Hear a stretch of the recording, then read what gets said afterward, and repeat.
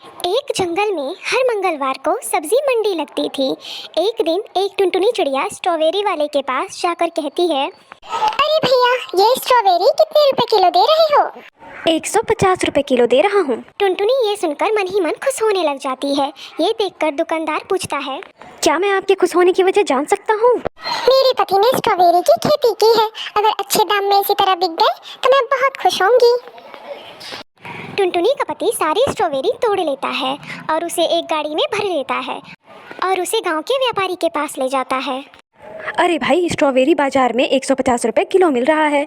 मैं तुम्हें 50 रुपए किलो दे रहा हूँ। तुम्हारा भी फायदा हो जाएगा और मेरा भी। व्यापारी हंसते हुए बोला, लगता है तुमने पहली बार फसल उगाई है।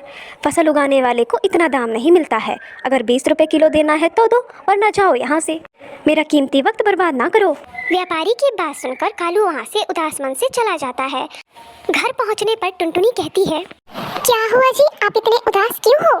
फिर सारी बात वो अपनी बीबी और बेटी को बताता है। किसान इतनी मेहनत करते हैं पर उनकी मेहनत का फल उन्हें ना मिले तो ऐसा काम करने का कोई फायदा नहीं। इससे अच्छा बंदा कोई और काम कर ले। फिर उसकी बेटी पिंकी बोलती है, पिताजी, हम क्यों खुद नहीं बेच सकते स्ट्रॉबेरी? बेटा, 5-10 किलो रहता तो हम बेच भी लेते, पर पूरी फसल है, कैसे बेचेंगे? और हमारे जंगल में मार्केट तो मंगल के मंगल लगती है। तब तक तो स्ट्रॉबेरी खराब भी हो जाएंगे। मेरे पास एक उपाय है। जैसे लोग एटीएम से पैसे निकालते हैं वैसे ही स्ट्रॉबेरी भी एटीएम से निकालेंगे। हम लोग एटीएम बना देते हैं, जिसको लेना होगा वो पैसे डालकर स्ट्रॉबेरी ले लेगा। बात तो सही है। इस तरह कस्टमर को भी फायदा होगा और हमें भी। अगले दिन कालू कौवा स्ट्रॉबेरी में एटीएम फिट कर देता है और वो उसका दाम 50 रुपए किलो रख देता है। ये बात पूरे जंगल में आग की तरह फैल जाती है और एटीएम पर भीड़ लग जाती है। इस तरह कालू कौवे के सारे स्ट्रॉबेरी बिक जाते हैं और उसका फायदा हो जाता है। ये सुनकर गांव के व्यापारी बंटी को बहुत गुस्सा आया। अरे ये क्या, ये कालू तो मेरी सोच से भी ज़्यादा चालाक निकला। इस तरह तो जंगल के सारे व्यापारी और पक्षी उसी के पास जाएंगे और मेरा बहुत नुकसान होगा।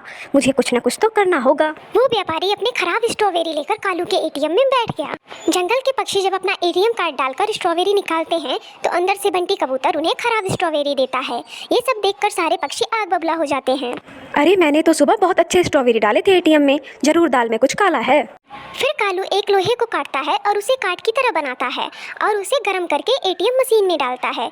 जब बंटी कबूतर उसे छूता है तो वो जल जाता है। अरे बाप रे, जल गया, मैं जल गया। व्यापारी की आवाज़ सुनकर सारे पक्षी उसे बाहर निकालते हैं और उसकी खूब धुलाई करते हैं और उसे वहाँ से भगा देते हैं। फिर जंगल के सारे पक्षी कालू के एटीएम मशीन से ही स्ट्रॉबेरी खरीदने लगे और कालू अपने परिवार के साथ खुशी खुशी से अपना जीवन